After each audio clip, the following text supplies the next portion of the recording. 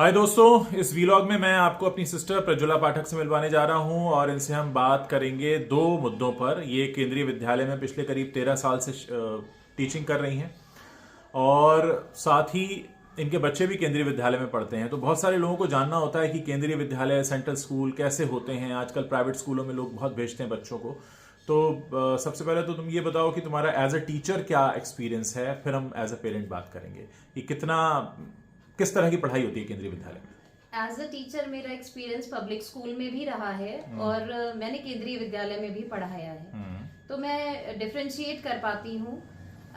जो थोड़ा सा पब्लिक स्कूल्स में बहुत अच्छा बच्चों के सामने परोसने का सिस्टम है, वो आजकल के युग को, समाज को देखते हुए मुझे लगता है बहुत अच्छा नहीं है। बच्चों को रियलिटी, असल में समाज में हर स्तर का, हर लेवल का बच्चा और व्यक्ति मौजूद है।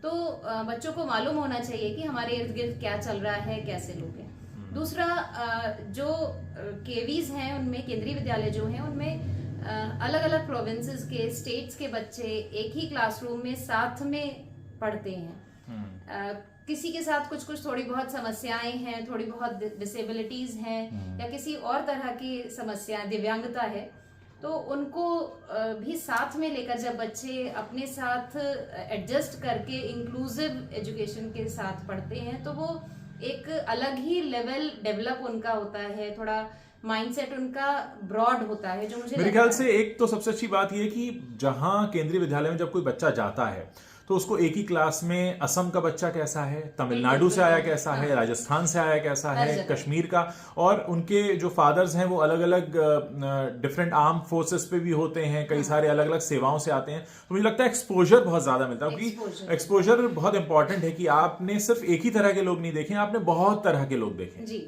बिल्कुल, ये बात सही है कि हमारे बच्चे एक बिल्कुल शुरू से, जो क्लास 1 से बच्चा वहां पढ़ रहा है, वो शुरू से ही ये देखता आ रहा है कि सपोज आंध्र प्रदेश का बच्चा है, वो यूपी में पढ़ रहा है, तो उसके लिए भी एक अच्छा एक्सपीरियंस है, not only for the children from UP. जो बच्चे दूसरी जगह के, आंध्र के, असम के, नागालैंड के, वो सब बच्चों को भी हमने एज ए टीचर भी बहुत अच्छा एक्सपीरियंस रहता है। वो बच्चे कैसे उसको एडजस्ट करते हैं, कैसे फील करते हैं क्लासरूम में एक यूपी का टीचर पढ़ा रहा है या आंध्र का टीचर एक नागालैंड के बच्चे को पढ़ा रहा है। तो हम लोगों को भी बहुत कुछ सीखने को मिलता है, एज अ टीचर भी सीखने को मिलता है। ये बड़ी बात है। बहुत कुछ है। Teacher is always a student. हमेशा हर दिन हम हर बच्चे से सीखते हैं। अगर क्लास में 50-60 बच्चा है तो वो हमें 60 लेसन्स देके जाता है लगभग रोज। तो हम उनकी आदतों से, उनके व्यवहार से, उनके सीखने के तरीके से अपना पढ़ाने का तरीका लगातार बदलते हैं, इम्प्रूव करते हैं, चेंज करते हैं। और एज अ पेरेंट भी मैं ये कहूंगी, क्योंकि मेरे बच्चे शुरुआती उनकी शिक्षा जो है वो पब्लिक स्कूल्स में हुई है और लेटर ऑन मैंने उनको केंद्रीय विद्यालय में अपने साथ लाया है।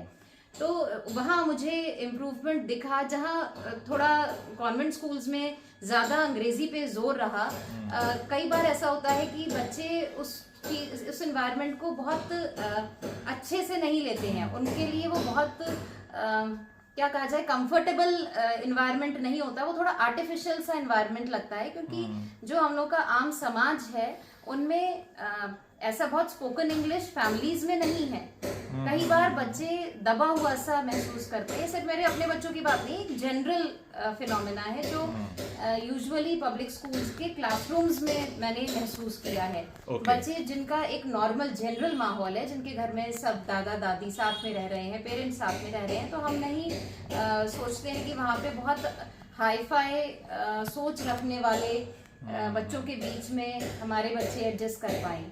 उसके अलावा भी कुछ लैंग्वेज इश्यूज भी रहते हैं। मुझको लगता है जो डिफरेंस मैंने देखा अपने बच्चों को इधर केंद्रीय विद्यालय में लाने के बाद, कि बेटर किया बच्चों ने।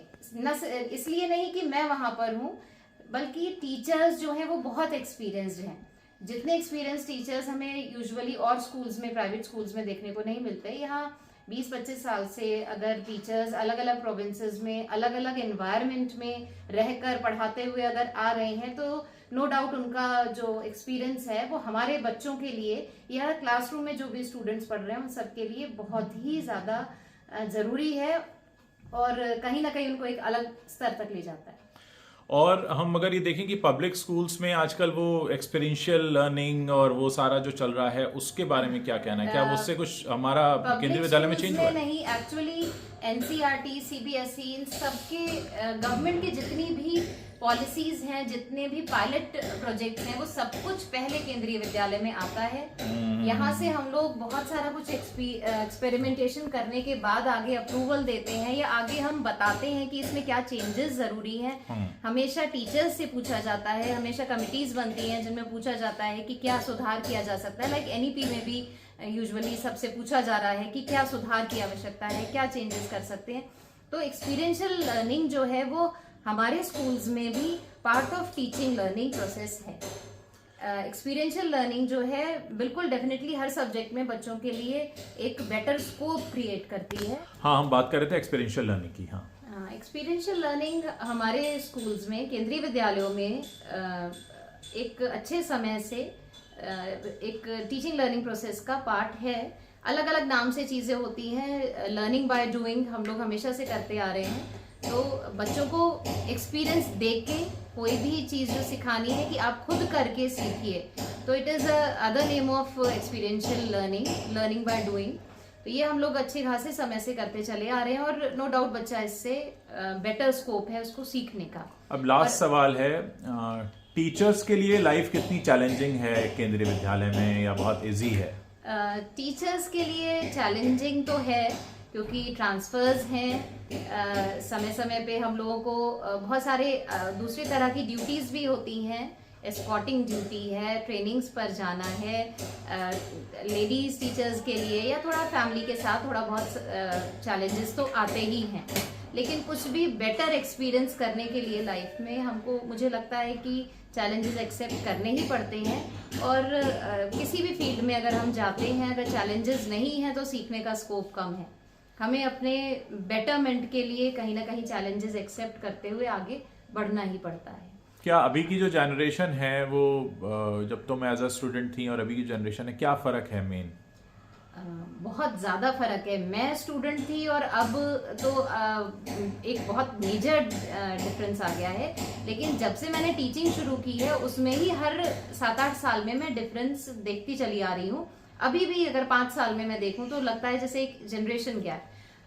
हाँ, ये जनरेशन गैप पहले कहते थे 10 साल में आता था, वो अब हर 5 साल में आ गया है। और ये मोबाइल का जब से बच्चों के पास एक्सेस हुई है, खासकर ये कोविड पीरियड में जब से हाथों में मोबाइल आ गया है बच्चों के, तो बहुत सारा कुछ उनके मटेरियल ओपन एक्सपोजर है उनके पास कि वो कुछ भी देख सुन सकते हैं, जो कि हम एज अ टीचर हमेशा बच्चों को बताते हैं कि कितना यूज किसी भी चीज का सही। Science is a friend, science is a good friend but a bad master. हाँ, जब आप उसके शिकंजे में आ जाते हैं तो ये होने लगता है कि आप उसके जाल में फंस गए हैं, आपको इस पता नहीं है। अब जैसे जो AI टेक्निक आई है उसमें लोग कुछ गलत चीजें लिखना भी सीख सकते हैं। कुछ ऐसी चीजें भी जो आपको नहीं लिखनी चाहिए, नहीं जाननी चाहिए, उम्र से पहले नहीं जाननी चाहिए, वो आप जान जाते हैं। हाँ, सभी कुछ बच्चे, क्योंकि जो कुछ एक बाल मन जो होता है वो सब कुछ जानने की कोशिश करता है, पर उसको कितना जानना चाहिए ये हमें as a teacher as well as parent हमें बहुत कंट्रोल करने की जरूरत है। बच्चों को लगातार सिखाने बताने की जरूरत है। टीचर्स एज अ टीचर्स, मैं या फिर पेरेंट्स भी एज अ पेरेंट भी मैं ये कहना चाहूंगी कि हम भी मोबाइल में उतने ही लगे रहें जितना हम चाहते हैं कि बच्चे मोबाइल्स में डूबे। जैसे हम स्पिरिचुअलिटी में कहते हैं ना, ईश्वर हमें उतना ही मिलता है जितना कि हम उसको स्वीकार कर सकते हैं। ईश्वर अगर हमें पूरी तरह मिल जाए तो शायद हम पूरी तरह से स्वीकार भी नहीं कर पाएंगे। ऐसी कई सारी नॉलेज भी ऐसी वो होती है। Excess of knowledge is not always good. जितना हमारी बुद्धि डेवलप्ड है, जितने मेच्योर्ड है, उतना आना हमारे दिमाग में, उतनी चीजें हमारी नॉलेज में आना अच्छा है। उससे कुछ एकाध % किसी अच्छे फील्ड में अगर हम जाने की कोशिश कर रहे हैं, अच्छी बात है। लेकिन ये चेक हमेशा रहना चाहिए टीचर्स के द्वारा भी और पेरेंट्स के द्वारा भी। घर में कोई भी जो बड़े हैं उनको हमेशा चेक रखना चाहिए कि बच्चों पे मोबाइल्स हैं, ये अच्छी बात है, लेकिन उनको हमेशा ये गाइड करते रहें, लगातार गाइड करें। बच्चे वो नहीं है जो हमने एक बार बता दिया और वो उनको सब याद रह जाएगा। हमें लगभग हर रोज उनको ये बताना है, और हो सके तो दिन में 2-3 बार भी बताना है कि हमें क्या एक्सेस करना है और क्या नहीं करना है, क्या सीखना चाहिए, क्या सीखने की चीज नहीं है। जैसे मोबाइल पर अगर ये इंटरव्यू आ रहा है तो आप उसे जरूर देखें, लेकिन कुछ और ना देखें। Thank you.